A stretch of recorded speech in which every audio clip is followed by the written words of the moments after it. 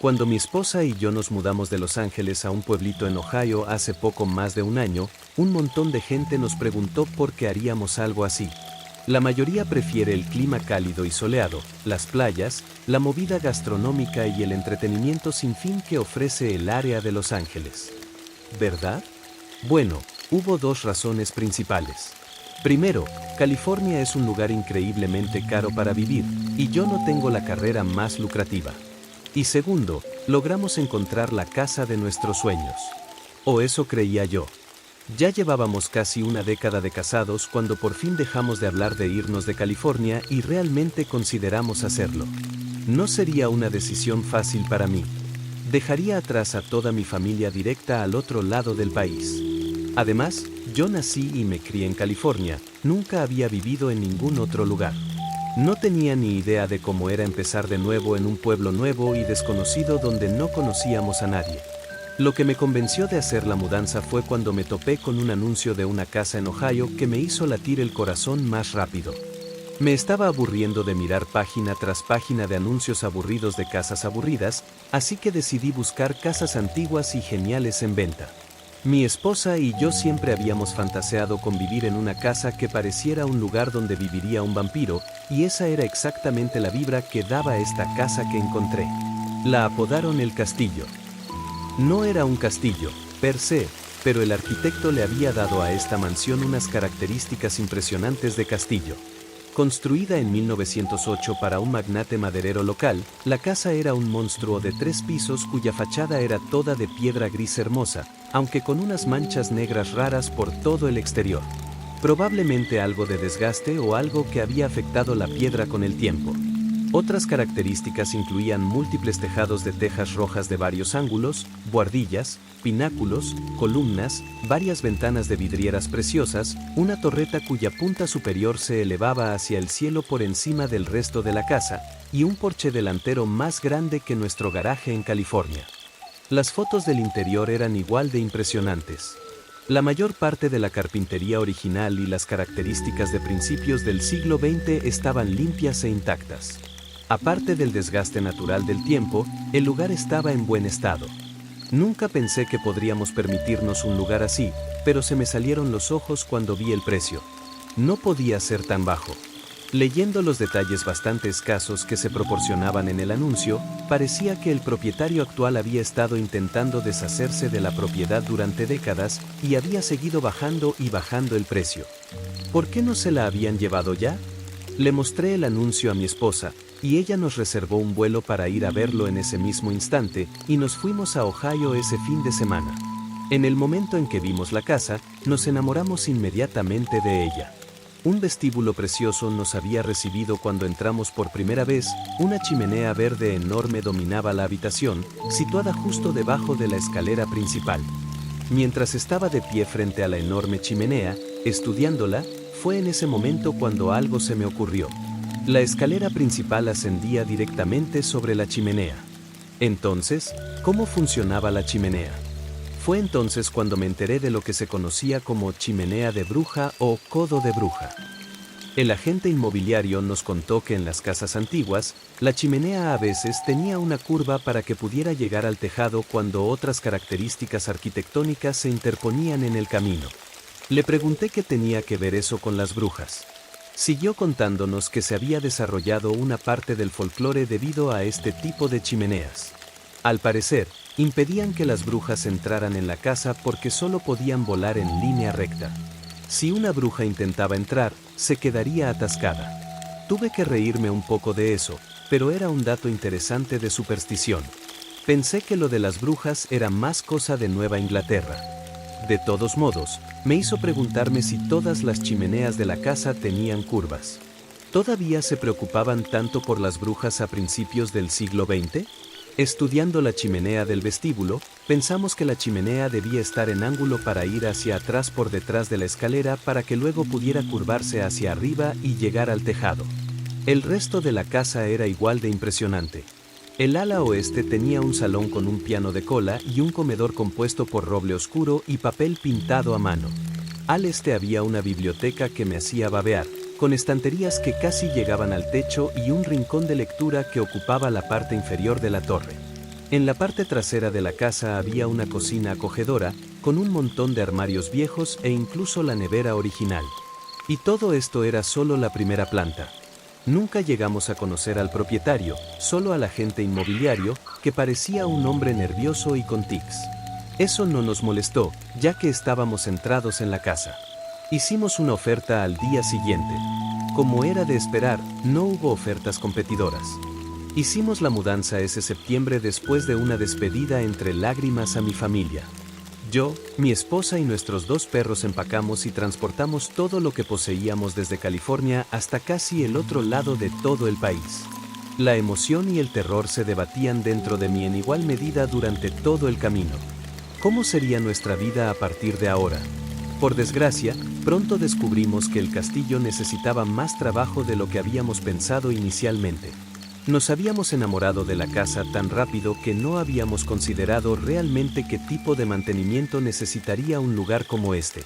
El hecho de que el castillo hubiera estado vacío durante tantos años se hizo evidente de muchas maneras, como el cableado eléctrico anticuado y la fontanería antigua. Sin embargo, lo que más me desconcertó fue el hecho de que todas las chimeneas habían sido selladas con lo que parecían malas chapuzas de hormigón. ¿Por qué? Esto era Ohio, donde los inviernos podían ser brutales, según me habían contado. No tenía sentido cortar un medio de calentar la casa. Bueno, las chimeneas tendrían que ser deselladas eventualmente. Aproximadamente una semana después de nuestra llegada, me desperté una noche con un sobresalto repentino. Mirando el reloj de la mesita de noche, vi que eran las 2:09 de la madrugada. No estaba seguro de que me había despertado hasta que oí lo que parecía un rasguño. Mi esposa estaba a mi lado, roncando suavemente. Le gustaba usar auriculares para poder escuchar música mientras se dormía, así que el sonido no la había despertado. Pero los 2 perros estaban despiertos, tumbados entre mi esposa y yo en la cama. Miraban en dirección a la puerta abierta del dormitorio, con un gruñido profundo que emanaba de sus gargantas. Al mudarnos, les habíamos instalado una puerta para perros que daba al patio trasero. ¿Había entrado un animal por ella?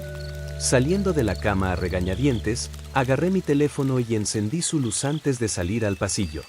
Seguía oyendo el sonido de rasguños. A veces parecía que venía de otra habitación o de dentro de las paredes. A veces parecía que estaba delante de mí, y otras veces detrás de mí. Nunca pude precisar la dirección de la que procedía. Bajé a la primera planta para mirar, pero el rasguño había cesado para entonces, y no encontré nada. A pesar de una sensación de inquietud en la boca del estómago, volví a la cama. No sé cuánto dormí esa noche, ya que mi cerebro me mantenía en alerta por si el sonido se reanudaba, o por si un mapache rabioso decidía abalanzarse sobre mí. Durante las 2 semanas siguientes, oí ese rasguño de forma intermitente durante la noche. Cada vez me despertaba a las 2:09 de la madrugada. Sentado, siempre encontraba a los perros mirando por la puerta del dormitorio, emitiendo sus gruñidos profundos y enfadados. Octubre llegó más rápido de lo que había previsto. El tiempo se volvió frío y las hojas pasaron del verde a todo tipo de rojos y amarillos. Era precioso de ver.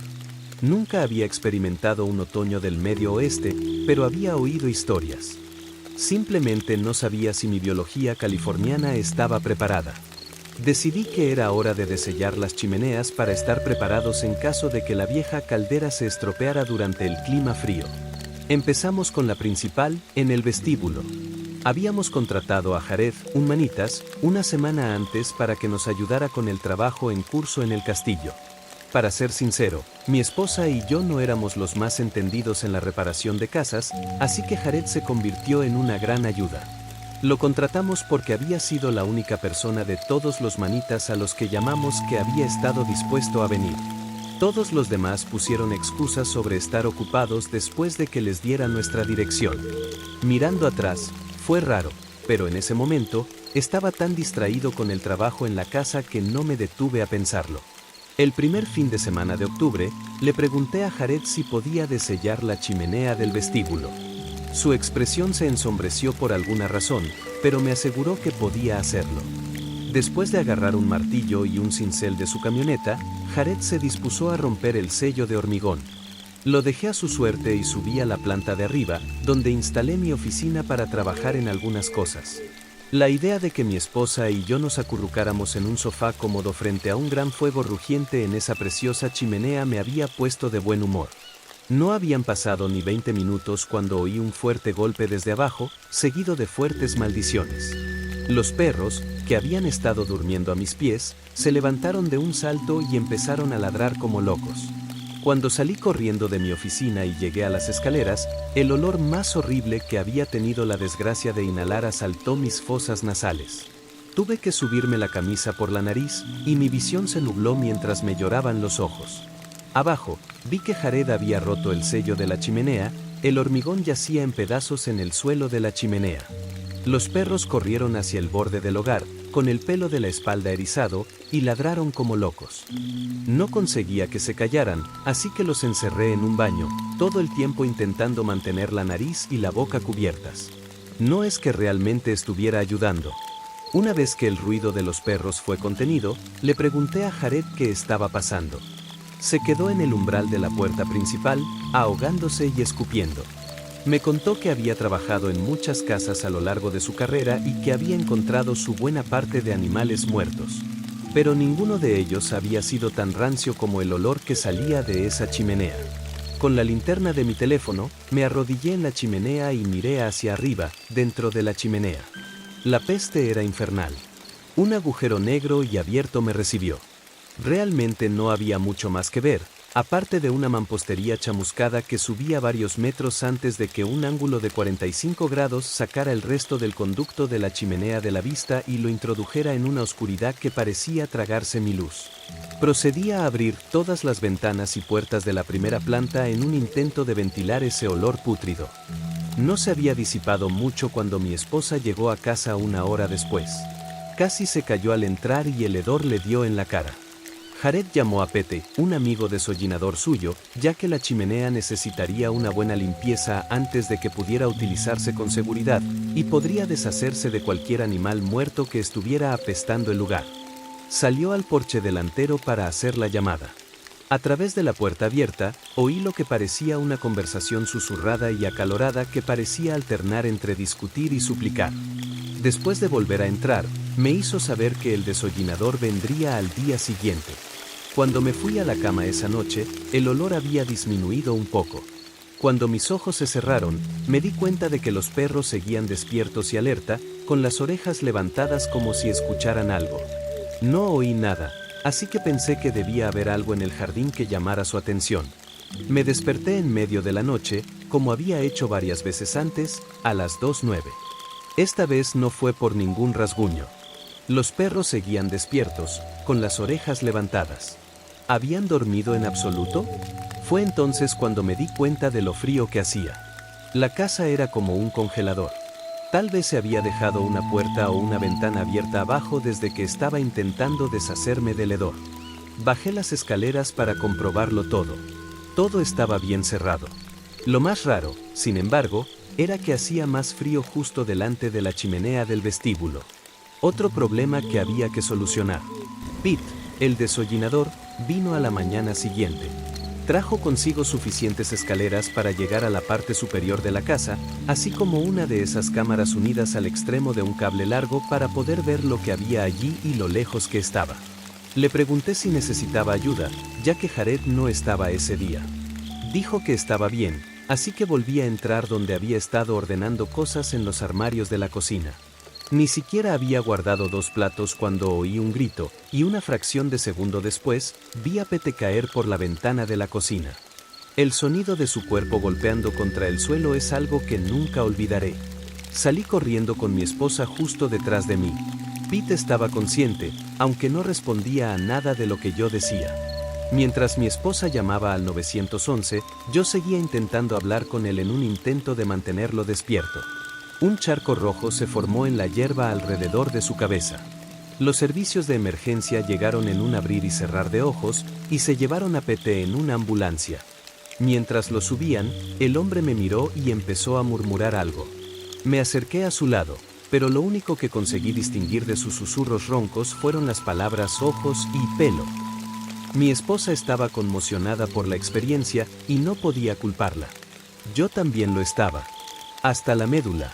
Más tarde ese día, Cuando uno de los compañeros de trabajo de Pete vino a recoger su camioneta y su equipo, nos enteramos de que el pobre hombre no lo había logrado. Los médicos habían hecho todo lo posible, pero la lesión en la cabeza de Pete había sido demasiado grave y había fallecido. No pude dormir esa noche, en lugar de eso me senté en la cama y miré mi teléfono. Estaba intentando distraerme. La imagen de Pete tendido en el suelo en un charco de sangre estaba grabada a fuego en mi cerebro. Nunca había visto algo así en la vida real. Una roca pesada se había formado en mi estómago, haciéndome sentir náuseas cada vez que pensaba en el incidente. Necesitando un vaso de agua, bajé las escaleras, pero tan pronto como salí del último escalón y encendí la luz del vestíbulo, un viento gélido me barrió desde la dirección de la chimenea. Me di la vuelta y me quedé mirando. Lo que esperaba ver, no lo sé. La araña necesitaba mejores bombillas, porque no podían iluminar el interior de la chimenea, dejando sombras tan espesas que podría haber jurado que eran sólidas. Con pasos lentos, me acerqué hasta que mis dedos de los pies casi tocaron el azulejo verde del hogar. Mi teléfono estaba arriba. Me regañé por haberlo dejado en la cama. Mientras estaba allí, intentando ver en las sombras de la chimenea, sentí que me estremecía. El aire frío salía de esa oscuridad en bocanadas. Había una especie de ritmo, me di cuenta. Me subí al hogar y me arrodillé, inclinándome más y entrecerrando los ojos en la tenue luz.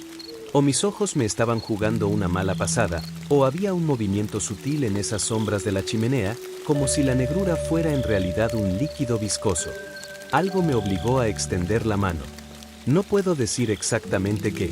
El aire frío que salía de la chimenea se había filtrado en mis huesos y me estremecí aún más. Estaba a punto de meter mi mano temblorosa dentro de la chimenea cuando un ruido repentino a ambos lados de mí llamó mi atención y me hizo volver en mí.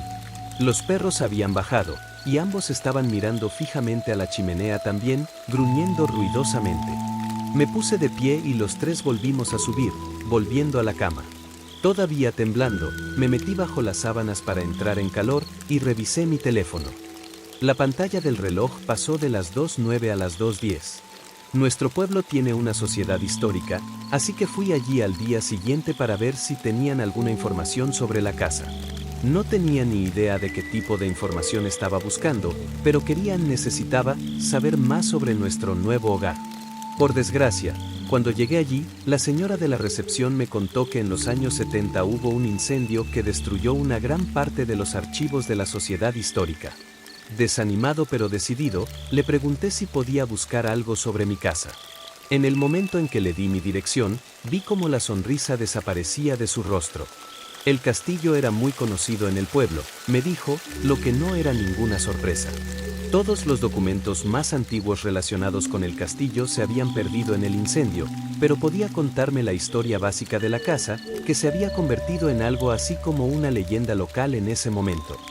Fue construida en 1908 para un magnate maderero llamado Joseph Murray, que se mudó con su esposa Margaret, sus dos hijos pequeños, Matthew y Daniel, y la madre anciana de Joseph, Enid. Vivieron felices en el castillo durante unos 5 años hasta que, una noche, según la posterior declaración de Joseph a la policía, se despertó en medio de la noche, oyendo el reloj de pie del vestíbulo tocar las 2. Había intentado volver a dormir, pero notó una temperatura gélida en la habitación, acompañada de lo que olía a carne podrida. Unos 10 minutos después, se sobresaltó por un grito repentino. Esa noche, Daniel y su abuela Enid desaparecieron de la casa. Nunca se encontró rastro de ellos. El segundo hijo, Matthew Murray, heredó la casa en 1926 después de que su padre falleciera. Su madre había muerto unos años antes. Se casó con una mujer llamada Lily Abner ese mismo año y se fueron de luna de miel a París. Sin embargo, el mismo día que regresaron, la tragedia volvió a golpear a los Murray. Matthew contaría a las autoridades que se despertó esa noche un poco después de las 2 de la madrugada. La habitación era como una nevera con un olor pútrido en el aire. Se dio cuenta de que Lily no estaba a su lado en la cama. Fue entonces cuando empezaron los gritos infernales. Saltando de la cama, Matthew corrió escaleras abajo, pero, según su relato, tan pronto como puso un pie en el vestíbulo, los gritos cesaron bruscamente. Lily no estaba en ninguna parte de la casa, y a pesar de los esfuerzos de la policía local y de la comunidad, nunca más se la volvió a ver. Durante años, Matthew vivió solo en la casa, con la mente fracturada, según decían los vecinos. Se negó a abandonar la casa o a venderla. Se negó a creer que Lily simplemente lo había dejado y se había mudado a otro lugar. En una cálida noche de julio de 1938, los vecinos oyeron el sonido de disparos alrededor de las 2 de la madrugada. Cuando la policía llegó a investigar, no encontró a nadie en el castillo. Pelos largos y ásperos, y algunas salpicaduras de sangre en el hogar de la chimenea del vestíbulo fueron las únicas cosas fuera de lugar en toda la casa. Las explicaciones de la sangre y el pelo iban desde maníacos enloquecidos y animales rabiosos hasta cosas más fantásticas como bestias monstruosas y espíritus malignos. Matthew nunca reapareció. Cuando salí de la sociedad histórica, me pregunté qué se suponía que debía hacer con esta información. Ahora era obvio para mí por qué el castillo había sido tan barato y por qué nadie lo había comprado. Pero, ¿cuánto era verdad y cuánto era solo folclore del pueblo? No le dije nada de la historia a mi esposa. No tenía sentido preocuparla. No hasta que descubriera qué tenía que hacer. Nunca me perdonaré por no tomarme las cosas en serio y por no sacarnos de esa casa lo antes posible. Esa noche, me desperté una vez más con el sonido de rasguños que venían de aparentemente ninguna parte y de todas partes. Agarrando mi teléfono, vi que eran las 2:09 de la madrugada, como ya esperaba a esas alturas. Fue en ese momento cuando oí a mi esposa empezar a gritar. Nunca la había oído gritar antes, pero sabía que era ella. No estaba en la cama a mi lado, y tampoco lo estaban los perros. Podía oír sus ladridos furiosos mezclados con los gritos, y exploté fuera de la cama, corriendo hacia la primera planta.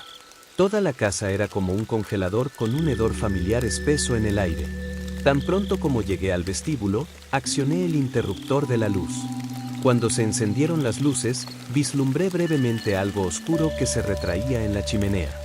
Solo un pequeño borrón negro de movimiento, los perros ladrando tras él. ¿Había sido un pie? ¿Una mano? No lo sé. Fuera lo que fuera, dejó tras de sí un mechón de pelo oscuro y grasiento que olía a rancio. No era el pelo de mi esposa. Los perros se negaron incluso a olerlo. Registré toda la casa mientras esperaba a la policía, con los perros a mi lado, pero no pude encontrar a mi esposa por ninguna parte. Tampoco la policía. 5 agentes registraron toda la propiedad, sin encontrar nada. Ya ha pasado más de una semana. La policía no ha hecho ningún progreso en la búsqueda de mi esposa. No quiero perder la esperanza, pero la culpa, el miedo y la desesperación me están aplastando. Todas las noches a las 2:09, me siento frente a la chimenea esperando que pase algo, aunque no sé qué espero. Haría cualquier cosa para recuperar a mi esposa, pero ¿qué puedo hacer? Todas las noches a las 2:09, la casa se enfría, ese olor a podrido sale de la chimenea para llenar todas las habitaciones, y oigo rasguños. Hay algo nuevo, sin embargo. Junto con los rasguños, he estado oyendo un sonido débil que viene de dentro de la chimenea del vestíbulo. Juro que lo que oigo son susurros, aunque no puedo distinguir ninguna palabra. A veces también hay lo que creo que es una risa silenciosa. Podría ser mi imaginación. ¿O no? Estoy escribiendo esto porque siento que me estoy volviendo loco, y así queda constancia de los hechos. Anoche, cuando bajé a sentarme frente a la chimenea, encontré el anillo de bodas de mi esposa en el hogar. Un mechón de esos pelos sucios y repugnantes estaba atado a su alrededor. Estoy pensando en subir a la chimenea, tengo que hacerlo. Aunque me da miedo lo que voy a encontrar.